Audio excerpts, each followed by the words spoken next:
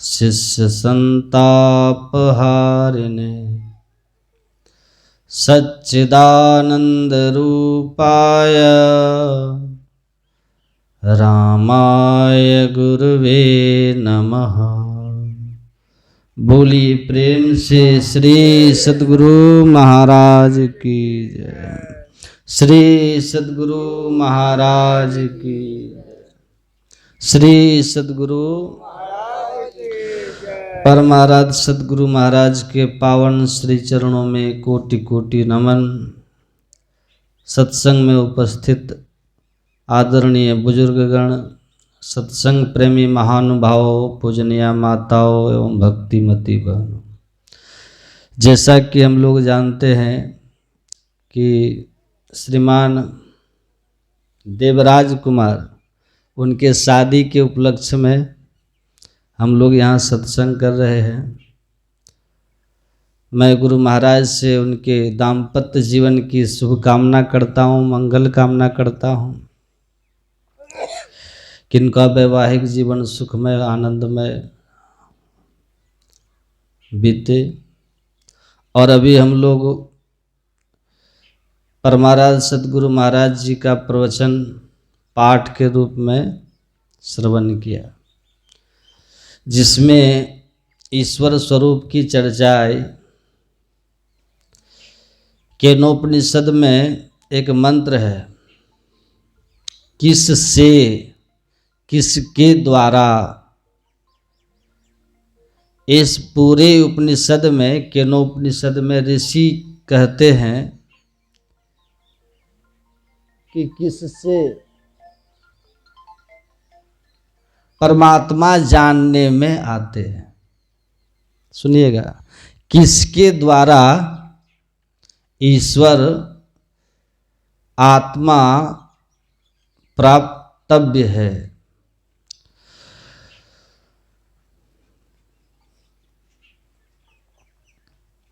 तो वो कहते हैं किसके द्वारा, तो जो चक्षुषाम चक्षु, जो दृष्टि की दृष्टि है, नेत्र का नेत्र है, उसके द्वारा। जो वाक का वाक्य है, वाणी का वाणी है, उसके द्वारा परमात्मा जानने में आता। जो कान का कान है, उसके द्वारा परमात्मा जानने में आते। जो मन से मनन नहीं होता, जो मन का मन है, उसके द्वारा, जिससे मन मनन करने की शक्ति पाता है, उसके द्वारा परमात्मा जानने में आते। इसलिए कबीर साहब कहते हैं, सबके मध्य निरंतर साई, पर दृष्टि दृष्टि सो देखा। दृष्टि की दृष्टि, उसके द्वारा। और दृष्टि की दृष्टि क्या है? दृष्टि की दृष्टि, ये दृष्टि कब देखती है? जब इसमें चेतन की धार का प्रवाह, चेतना की धारा रहती है, तब ये दृष्टि देखती है। और चेतना की धारा आंख से हट जाती है तो आंख नहीं देख पाती। कान से चेतन सिमट गया तो कान नहीं सुन पाती।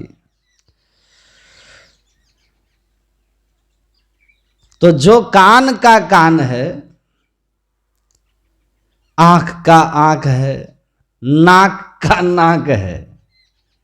इस ग्रंथ में इस तरह शुरू होता है। केन से प्रसंग शुरू होता है, किसके द्वारा। केन मतलब ये होता है, यह जगत जानने में आता है।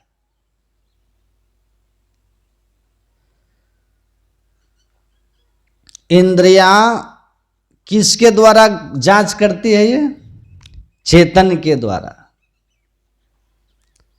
तो परमात्मा किसके द्वारा जानने में आएंगे? चेतन आत्मा के द्वारा। इसी को समझाए हैं हमारे सदगुरु महाराज जी प्रवचन के क्रम में। और गुरु महाराज बहुत आराम से कह दिए, चेतन आत्मा जड़ का संग छोड़कर जो पहचानती है उसको ईश्वर दर्शन कहते हैं। चेतन आत्मा जड़ का संग छोड़कर जो पहचानती है उसको ईश्वर दर्शन कहते हैं। अगर चेतन आत्मा बिना जड़ का संग छोड़े किसी भी इंद्रियों के माध्यम से जो कुछ पहचानेगी जानेगी सब माया में दर्शन पर्सन, वो माया का दर्शन होगा। क्योंकि गो गोचर जा लग मन जाई, आ सो सब माया जानहूं भाई। श्यामा चरण लाहिरी जानते हैं कि नहीं उनको?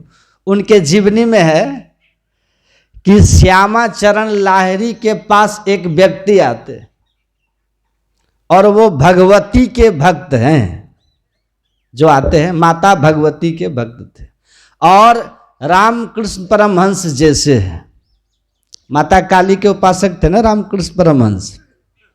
तो माता काली से उनकी बातचीत होती है, प्रत्यक्ष दर्शन होता है उनको। लेकिन तोतापुरी आके कहते हैं ब्रह्म दर्शन नहीं हुआ। तो वो आकर कहता है श्यामा चरण लाहिरी से कि मेरा जीवन धन्य हो गया। उन्होंने कहा कि क्या हो गया? कहा आज मैंने माता भगवती का प्रत्यक्ष दर्शन कर लिया, मेरा जीवन धन्य हो गया, मेरा कल्याण हो गया। तो श्यामा चरण लाहिरी कहते हैं आपको अपना दर्शन हुआ? आपको अपना दर्शन हुआ? इस सवाल पर वो आदमी कहता नहीं, अपना दर्शन तो नहीं हुआ। तब श्यामा चरण लाहिरी कहते हैं राम का दर्शन हुआ, कृष्ण का दर्शन हुआ, देवी का दर्शन हुआ, ये किसी का भी दर्शन हुआ। जब तक आत्म दर्शन नहीं हुआ तब तक सब दर्शन मिथ्या दर्शन हुआ, माया का दर्शन हुआ। पुराण पुरुष श्यामा चरण लाहिरी पुस्तक में लिखा हुआ सब मिथ्या दर्शन, माया दर्शन। अपना दर्शन करो, फिर जो दर्शन वह ब्रह्म दर्शन। आपुन ही को खोज मिले जब राम सने। आत्म दर्शन नहीं हुआ, परमात्म दर्शन नहीं हुआ। जो दर्शन हुआ माया का हुआ। तो आत्म दर्शन या कैवल्य दशा कह दरिया जिन केवल जाना, सोई नर साहिब पहचाना। दरिया साहब कहते हैं जिस नर ने, मनुष्य शरीरधारी जीव ने कैवल्य अवस्था को जाना, चेतन आत्मा को जड़ से मुक्त करके पहचाना, वही परमात्मा का ठीक ठीक पहचान किया। उसके पहले जो भी हुआ सो माया। क्योंकि कोई न कोई इंद्रिय तो है, तो जो दर्शन हुआ सब माया का। तो परमात्मा जानने में किसके द्वारा आते हैं? चेतन आत्मा के द्वारा। किस स्थिति में? जब चेतन आत्मा कैवल्य दशा में होती है, जड़ावरण से मुक्त होती है। तो ईश्वर दर्शन पाने के लिए क्या करना होगा? बहुत ध्यान से समझिए। कैवल्य दशा में जाना होगा, चेतन आत्मा को जड़ावरण से मुक्त करना होगा। भागवत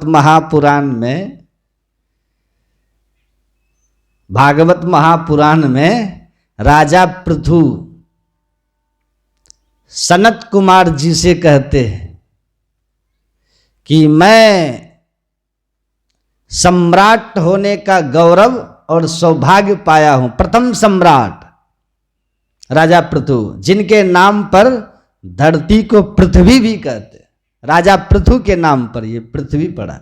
मुझे प्रथम सम्राट होने का गौरव मिला, लेकिन हे महात्मन, हे मुनि, मुझे अपना कल्याण अब तक नहीं हुआ, ऐसा महसूस होता है कि मेरा कल्याण नहीं हुआ। तो क्षेमः केनांजसो भवेत्, मेरा कल्याण कैसे होगा, आप मुझे बताने की कृपा करें। देखिए, तो आदि ऋषि सनत कुमार जी ने कहा, असंग आत्म व्यतिरिक्त अनात्मनि दृढ़ा रति निर्गुणे ब्रह्मचर्यत। हे राजन, अगर आप अपना कल्याण चाहते हैं, कल्याण का भाव क्या है? जन्म और मरण के चक्र से मुक्त हो जाना, यम यातनाओं से छूट जाना, शरीर संसार के बंधनों से मुक्त हो जाना, मतलब मोक्ष पा लेना। तो मोक्ष पाने के लिए क्या करना होगा? परमात्मा की प्राप्ति। परमात्मा की प्राप्ति कैसे होगी? तो असंग आत्म व्यतिरिक्त अनात्मनम, जो भी अनात्मा है उस अनात्मा से आत्मा को पृथक कर लीजिए, कल्याण हो जाएगा।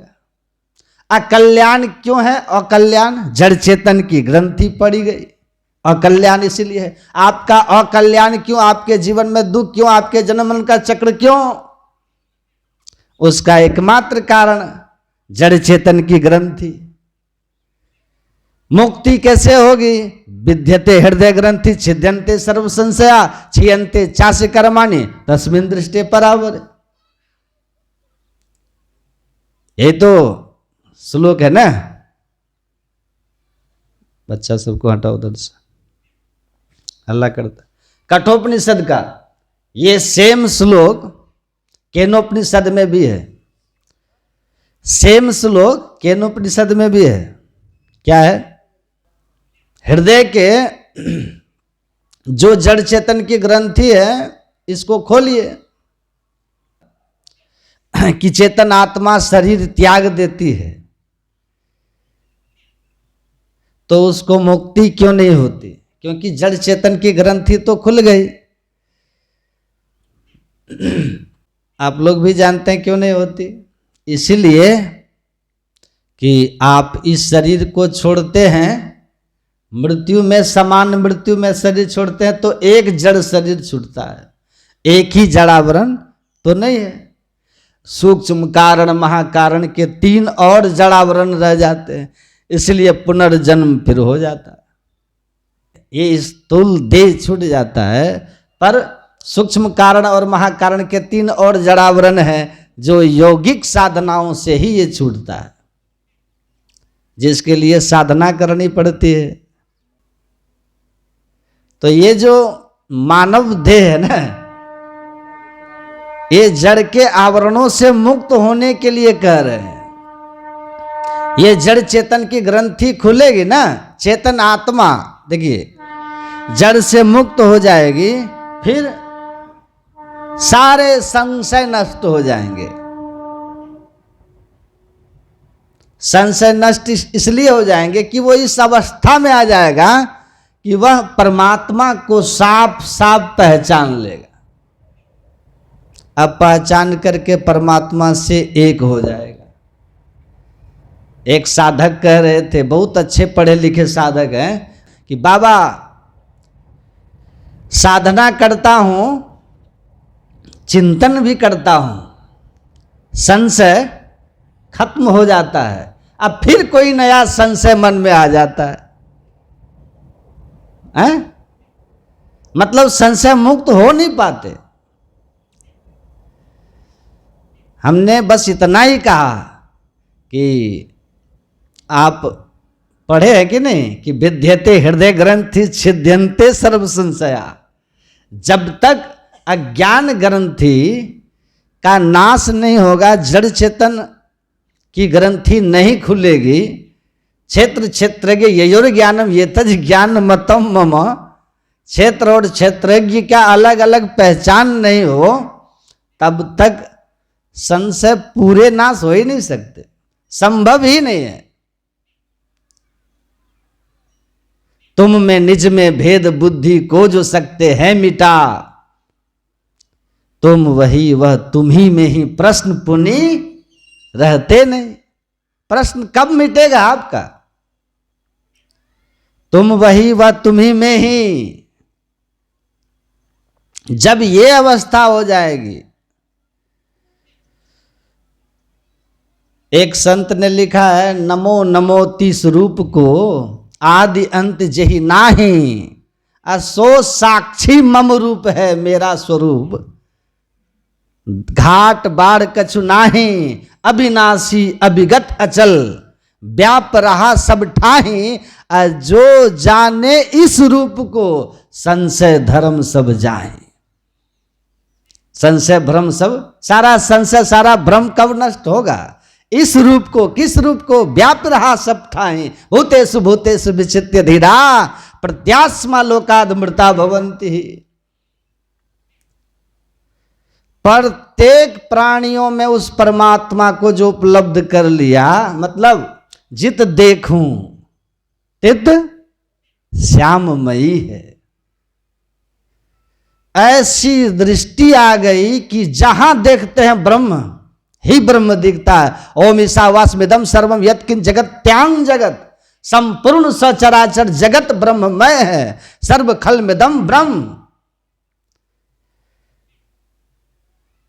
जड़ चेतन जग जीव जत सकल राम में जानी, बंदों सबके पद कमल सदा जोड़ी जुग पानी। तुलसीदास जी की ये अवस्था,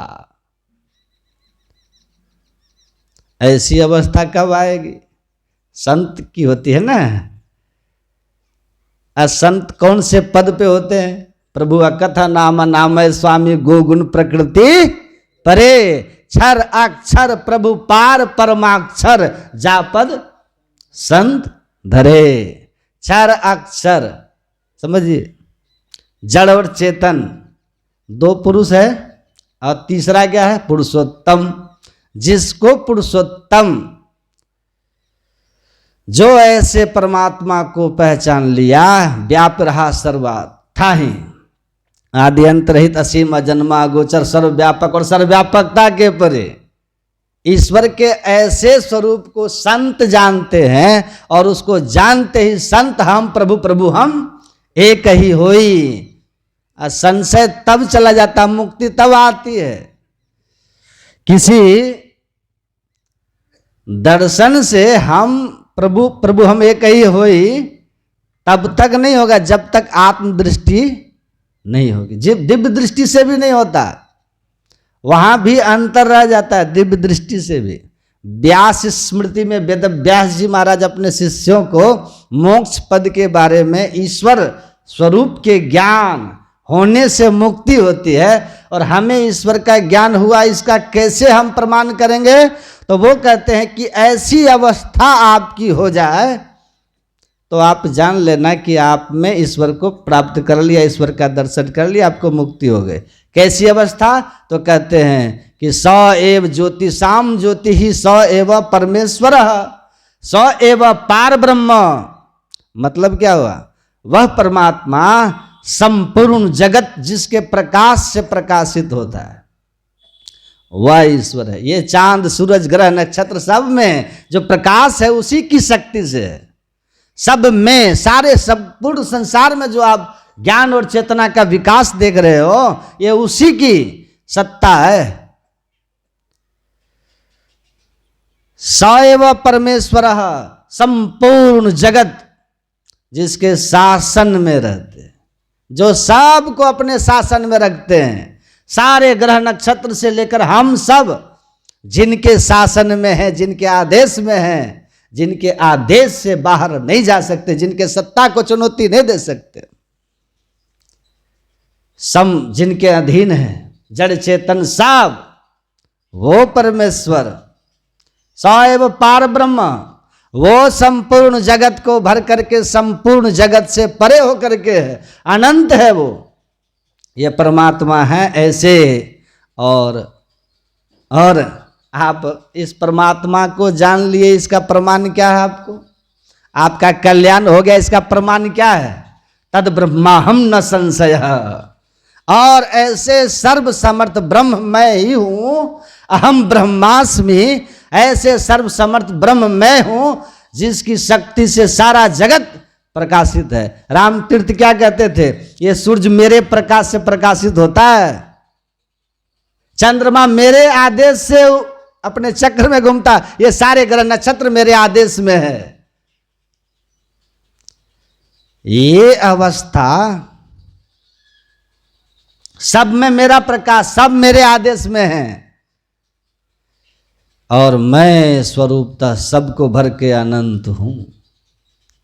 ऐसा आपकी स्थिति हो जाए, तद ब्रह्मा हम, वह ऐसा ब्रह्म मैं ही हूं, संशय अब नहीं है, शास्त्र भी नहीं है, सिर्फ अनुभव है। ऐसी अवस्था हो जाए, ये आपकी अद्भुत अनुभूति हो जाए, तब वेदव्यास जी कहते हैं कि आपने मोक्ष को प्राप्त कर लिया, मुक्ति की अवस्था प्राप्त कर ली, आपका कल्याण हो गया। तो जड़ और चेतन की जो ग्रंथि खोलता है ना, वो परमात्मा से का दर्शन ही नहीं करता, अंततः परमात्मा में मिलकर वो परमात्मा हो जाता है। हम परमात्मा हो जाए, हमको अपने शक्ति का अंदाजा नहीं होगा। परमात्मा हो जाएंगे, कैसी शक्ति हो जाएगी? हम तो सोच के ही गदगद रहते हैं। अब विश्वास भी रखते हैं कि आज नहीं तो कल बनना ही है। सब लोग बनिएगा, घबराइए मत।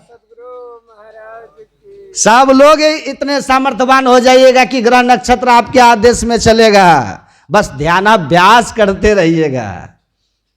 बनेंगे कि नहीं बनेंगे? भरोसा नहीं है।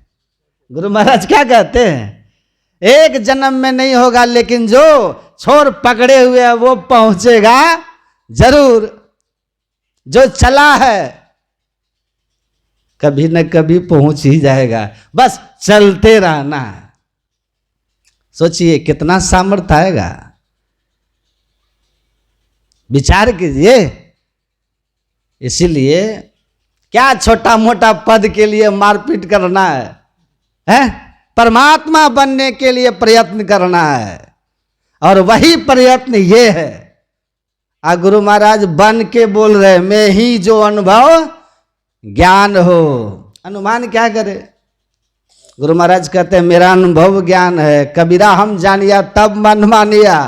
कबीर कहते हम जान गए कि मैं परमात्मा बन गया हूं, तब बता रहा हूं।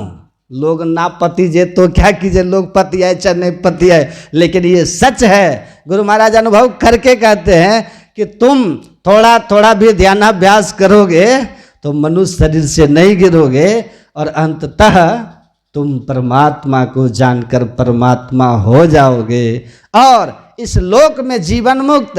और जब इस लोक से जाओगे तो हमेशा के लिए मुक्त।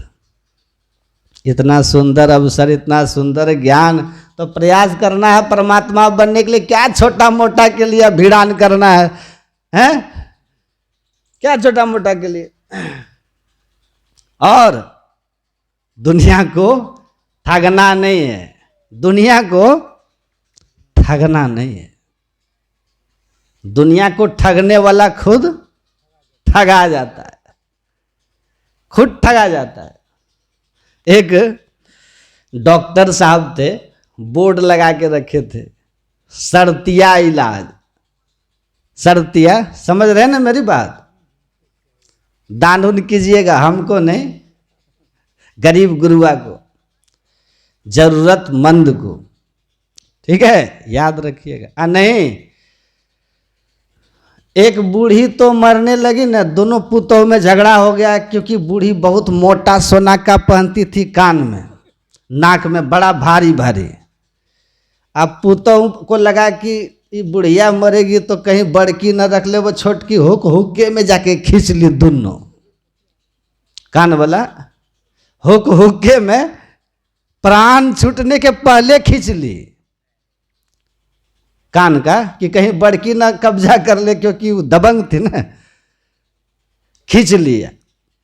अब बड़की आई गुस्सा के, तो कह के हम क्या करें, कान में के खींच ली, और नाक का बचा हुआ तो धर के वो नाक के खींच लिए, नाक कान जिंदे में फाड़ दिया, लोग मर गए।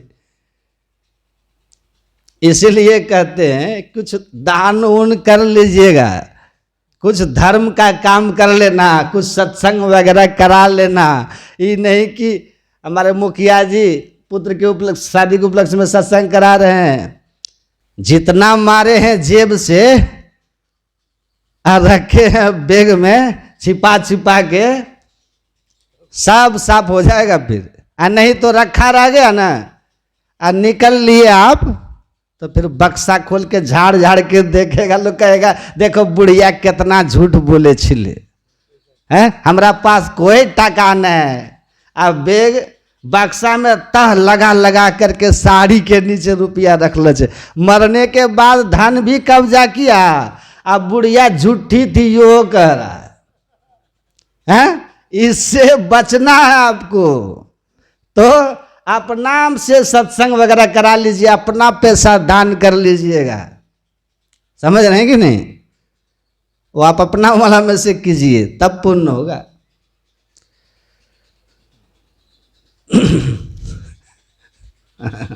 बोलिए प्रेम से।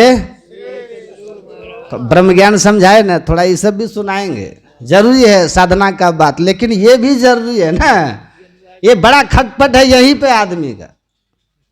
अब देखिए यहाँ सत्संग हो रहा है, कहाँ कहाँ से लोग आ गए, अब पड़ोसी को पेट में दर्द हो रहा है, पड़ोसी को नहीं आएगा सुनने, और नहीं आओगे तो मेरी न मानो जमराज तो मनाएगा। हमारी अभी मत सुनो, जमराज का सुनोगे। कबहू सत्संग ना कि ना भूखे को ना ही कछु दिन्हा, माया और मोह में झूले कुटुंब परिवार लकी फूले, पूछे धर्मराज जब भाई बचन मुख नाई कही आई, पलटू दास लखी रोया सुधर तन पाई के खोया। चले गए 84 लाख जोनी में, 84 लाख जोनी में। अभी थोड़ा सा कुछ परेशानी हो जाता है, तुरंत चले जाते हैं डॉक्टर के पास। अब बंदर बंदरी बन जाइएगा तो कौन डॉक्टर के पास जाइएगा बताइए? तब कौन ब्यूटी पार्लर जाइएगा? अभी तो खूब, तो ये सुंदर शरीर फिर मिले, इसके लिए भगवान की भक्ति और धर्म संग्रह कर लीजिए, याद रखिएगा, नहीं तो फिर पछताने से कुछ नहीं होता। तो क्या कर रहे थे हम? मैं कह रहा था कि डॉक्टर के पास गया है का, देखिए डॉक्टर शर्तिया इलाज का बोर्ड लगा के रखा था, शर्तिया इलाज। अगर इलाज कर दिया तो 100 रुपया लेंगे, अगर मेरे इलाज से आप ठीक नहीं हुए तो 500 रुपया देंगे। एक आदमी ने कहा बहुत अच्छा तरीका है कमाने का, ठग था, तुरंत चला गया, जाके कहा डॉक्टर साहब, कहा क्या बात है? कहा देखिए ना, ये जीभ से हमको स्वाद का पते नहीं चलता है, स्वाद ही नहीं पता चलता है।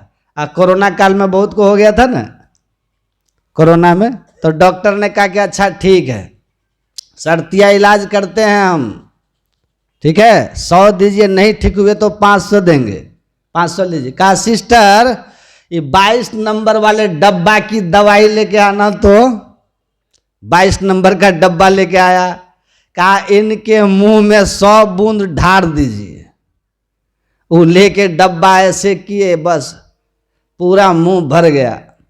मुंह में जैसे भरत का, अरे राम राम राम राम, ये तो पेट्रोल है, दवाई नहीं, ये तो पेट्रोल है, पेट्रोल है। पूरा जीभ झरक गया। डॉक्टर बोला वाह, स्वाद लट गया ना, पेट्रोल पहचान गए ना, लाइए 100 रुपया। तुरंत लौटा दिया। कहा कि हाय राम, गलती हो गया, भारी मिस्टेक हो गया। 100 दे के गया। अब फिर थोड़े दिन के बाद आया, कहा छोड़ेंगे थोड़ी, 100 दिए हैं। आया फिर, कहा डॉक्टर साहब, कहा बोलिए क्या हुआ?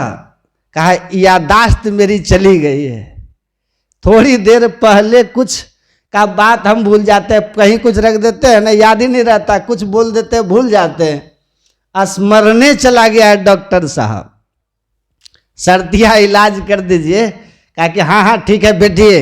कहा सिस्टर, वो 22 नंबर डब्बे की दवाई लाना। तो कहा वो 22 नंबर डब्बे की दवाई तो जुबान ठीक करने का था, स्वाद ठीक करने का न था। कहा कि लाइए 100 दीजिए। 15 दिन पहले का बात आपको याद हो गया, हमारे यहाँ आते ही यादाश्त लौटा कि नहीं लौटा? दवाई का नाम सुनते लौट गया यादाश्त आपका। दाइए 100 रुपया। 100 रुपया फिर दिया। कहा हाय राम, फिर फंस गए हम। भागा। कुछ दिन बीता तो कहा कि 200 दिए हैं, अब और 500 लेके ही मानेंगे, एक बार और ट्राई मारते हैं।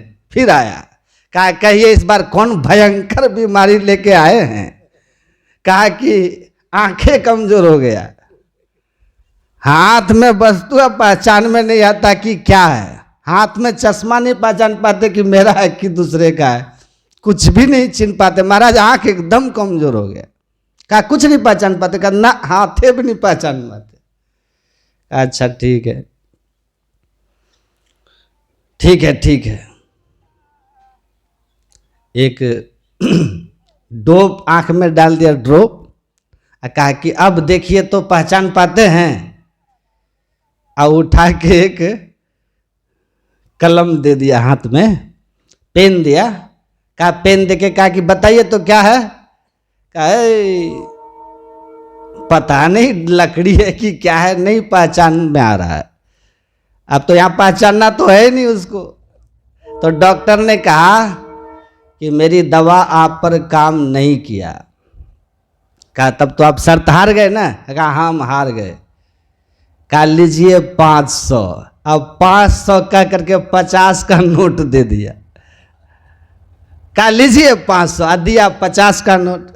जैसे 50 का नोट दिया, कहता दिमाग खराब है, 500 बोल करके 50 दे रहे हैं, 50 दे रहे हैं। डॉक्टर कहता है कि मुबारक हो, दवा का असर हो गया, पहचान में आगने लगा ना, लाइए 100 रुपया।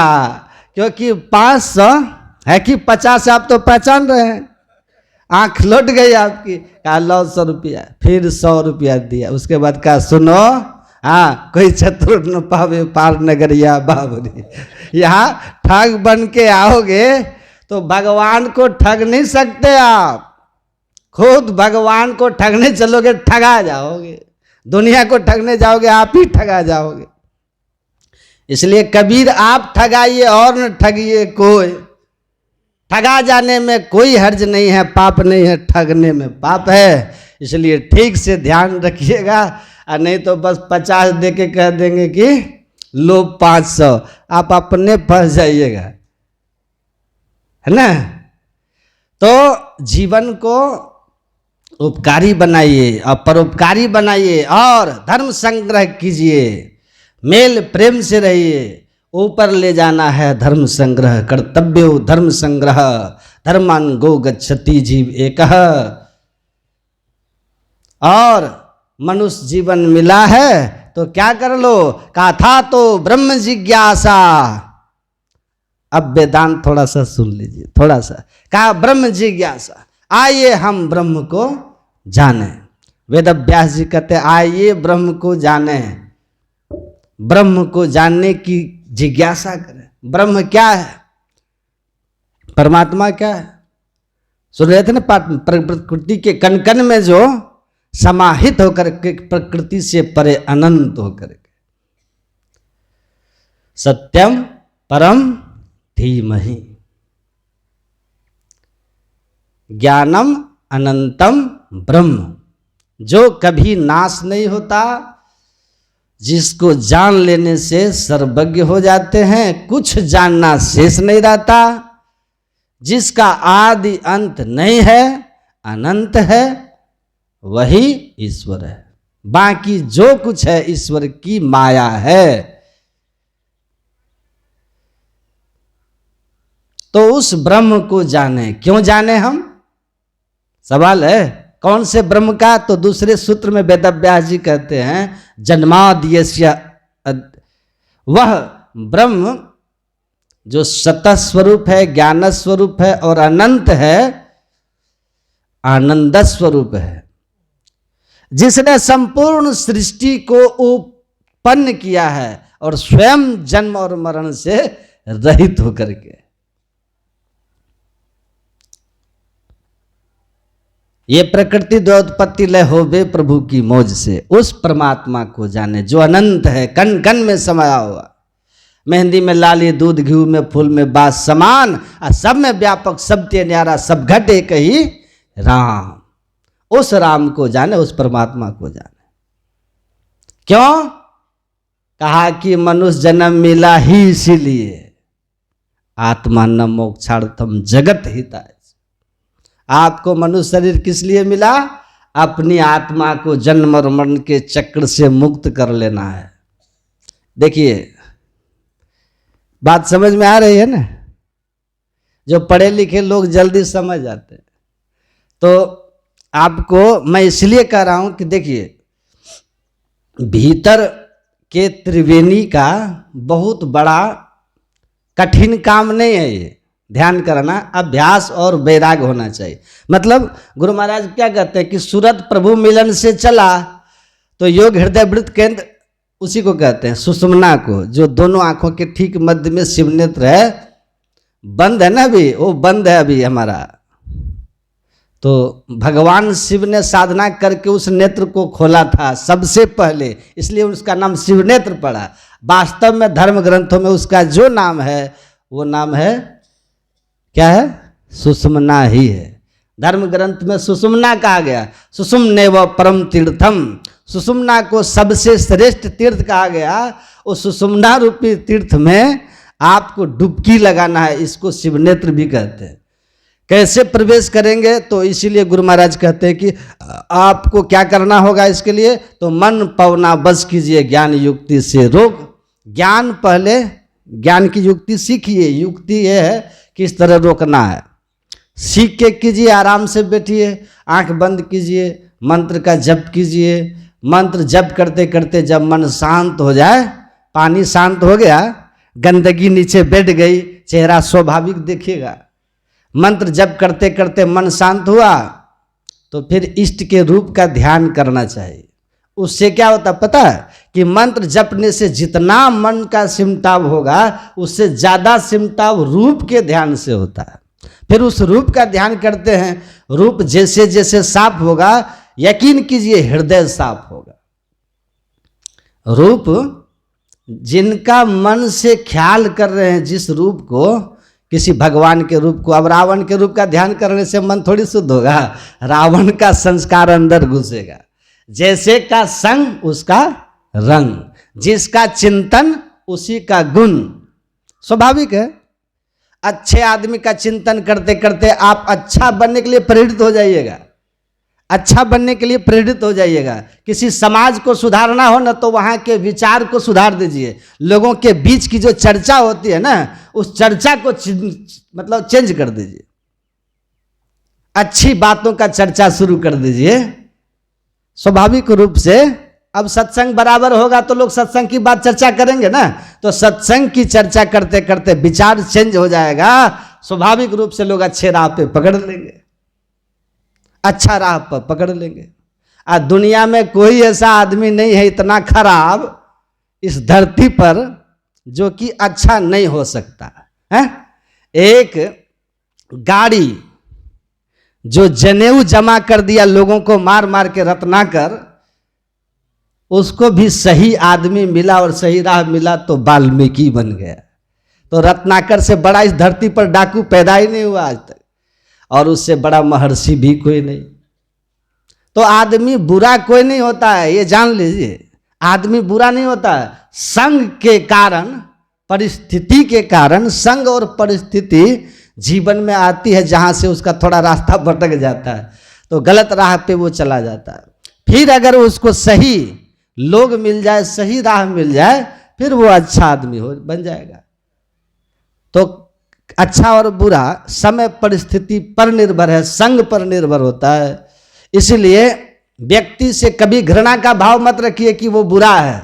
हाँ, भगवान से प्रार्थना कीजिए कि भगवान उसमें सुधार हो जाए, है कि नहीं, सुधार हो जाए। क्योंकि परिस्थिति और समय और संग, ये इसने बुरा किया उसको। अच्छी परिस्थिति, अच्छा समय, अच्छे विचार और संग मिल जाए तो फिर अच्छा हो जाएगा। साबुन मारने से कितना भी कपड़ा गंदा हो, साफ कपड़ा पहन के बाहर निकले हैं, फिर साबुन लगाएंगे तो फिर वो साफ होगा। ऐसा नहीं गंदा हो गया तो अब कभी साफ नहीं हो सकता। तो जैसे हम बैठ करके साधन करने लगते हैं ना, तो हमारा हृदय शुद्ध होने लगता है। मानस ध्यान से सत्संग सुनेंगे, विचार अच्छा होगा, अच्छा बनने की प्रेरणा होगी, दीक्षित होंगे, साधन करने लगेंगे। जो मन आपको गलत काम के लिए प्रेरित करता है, वो मन, कौआ का मन जो है हंस बन जाता है। काक होई पिक बको मराला, कौआ जो है वो हंस बनेगा, बगुला हंस बनेगा, कौआ कोयल बनेगा। स्वाभाविक रूप से सत्संग की महिमा है। तो ध्यान करने से जब कीजिए, जब करते करते मन जब शांत होगा, भीतर के विकार जो हैं वो बैठ जाएंगे। स्वाभाविक रूप से आपके अंदर में इष्ट का दर्शन होगा। धुंधला रूप पर मन के एकाग्र करके जैसे जैसे मन रूप में स्थिरता प्राप्त करते जाएगा, रूप आपके सामने जो है एकदम मन की आंख से आप देखिएगा।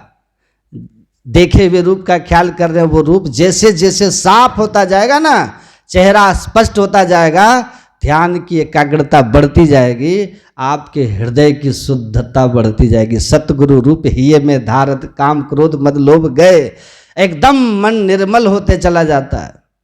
बड़ी पवित्रता हो जाएगी, सात्विक चित्त हो जाएगा आपका। और ऐसी स्थिति में आपके अंदर में जो भी शुभ भाव आएगा ना, वो आपका शुभ भाव कोई रोक नहीं सकता। भगवान सब शुभ कामनाओं की पूर्ति करेंगे। अच्छे कामना जो आपकी होगी, संसार की भी उसकी पूर्ति करेंगे। जब चित्त शांत हो जाता है, इष्ट का रूप जब आपको दिखने लगता है, और तब सहजता के साथ ही जो है शिव नेत्र का ध्यान, जो त्रिवेणी संगम सुषुम्ना है, परम तीर्थ, जहाँ डुबकी मार करके सब दोष दुर्गुण दूर हो जाते हैं, तो उसकी युक्ति जान लीजिए। सहजता से बैठिए, आंख पर बिना दबाव डाले, दोनों आंखों के ठीक मध्य में सामने की ओर एक निश्चित स्थान पर देखिए। मन में कोई ख्याल है हटाते जाइए, बार बार दृष्टि को वहाँ टिकाइए। कुछ समय के लगातार अभ्यास में नियम से करते रहेंगे ना, अपने घर का काम भी करते रहिए, है कि? तो करते करते दृष्टि टिकने लगेगी और धीरे धीरे दृष्टि वहाँ सट जाएगी। नेगेटिव पॉजिटिव तार सटते जैसे बल्ब जल जाता है, वैसे सुषुम्ना खुल जाता है। उसके खुलते ही अंदर के काया लोक का दर्शन होगा, अंदर की ओर का ज्ञान होगा, और अंदर के भीतर का ज्ञान का रस इतना आनंदमय है, आप सुख, वह अमृत जो आपके अंदर में है, उस अमृत को पान करने वाला विषयों से अपने आप मन मुड़ जाता है, उसका स्वाभाविक मुड़ जाता है। फिर संसार में उससे कोई गलत काम नहीं होता, स्वाभाविक रूप से चित्त एकदम निर्मल हो जाएगा। आपके अंदर भाव आ जाएगा, सज्जन दुर्जन जो चली आए एक ही दृष्टि निहार। फिर सज्जन है कि दुर्जन है, कई लोग बोलेंगे कि कैसे आप उन लोगों से बात कर लेते हैं, बोलते हैं ना कई बार, अरे वो कैसे आप उससे बात कर लेते हैं, है तुम अपने स्तर से देख रहे हो ना, तुम्हारी जो पहुंच है उस हिसाब से बात करने लायक नहीं है तुम्हारी दृष्टि में, हमारा हिसाब कुछ और है। उस हिसाब से हमको लगता है कि बुरा कुछ भी नहीं है, गलत कोई नहीं है, केवल ज्ञान नहीं है इसलिए वो गलत है, ज्ञान होगा सब सही है कि नहीं? सब सही है। हम तो वैसे ही जानते हैं कि रत्नाकर वाल्मीकि हो सकता है, तो किसी आदमी को लेकर के मैं जिंदगी में कभी निराश नहीं होता कि आदमी सुधर नहीं सकता है। थोड़ा समय लगेगा लेकिन परिवर्तन जरूर हो जाएगा। आप लगे रहिएगा, तो सत्संग कीजिए, ध्यान कीजिए, और एक दिन इस अभ्यास की इतनी शक्ति कि भगवान कृष्ण का ये जो सुषुम्ना का ध्यान है ना, नेहा विक्रम नास्वस्ति प्रत्यवायुर्न विद्यते स्वल्पम अभ्यस्य धर्मस्य त्रायते महतो भयात्। थोड़ा थोड़ा भी नियम से इस अभ्यास को करते रहिएगा तो भगवान कृष्ण कहते हैं कि इस अभ्यास का संस्कार आपको दूसरे जोनि में नहीं जाने देगा। जब देह छूटेगा, शरीर त्यागिएगा, तो आप सीधा स्वर्ग जाइएगा। बहुत काल स्वर्ग में रहकर किसी श्रीमान कुल में या किसी योगी कुल में आपका जन्म होगा, और जहाँ से आपको स्वाभाविक रूप से इस आध्यात्मिक साधना का ज्ञान होगा, आपको बोध होगा, और आप फिर उसमें लग जाइएगा। संसार में रहिए, परिवार में भी रहिए। नानक देव ने कहा ना कि राज करते हुए राजा, संसारिक जीवन गृहस्थ आश्रम में रह करके गृहस्थ, घर छोड़ा हुआ है जोगी, है ना, कोई भी वो ध्याय भक्त सुख पावा। सब इस ध्यान साधना को करके सच्चा सुख पा सकते हैं, मुक्ति पा सकते हैं, और अपने जीवन का, मानव जीवन को सार्थक कर सकते हैं। तो असली त्रिवेणी तीर्थराज आपके अंदर है। इस तीर्थराज में नहाने का प्रयास करते रहिए, इसका अभ्यास करते रहिए, ध्यान कीजिए, यकीन कीजिए। भगवान कहते हैं योगक्षेम वहाम्यहम्। आप अगर ठीक नियम से ध्यान सत्संग करते रहेंगे तो ऐसा कभी जीवन में नहीं आएगा कि समस्या आपके रास्ते पर खड़ी होकर आपको रोक लिया।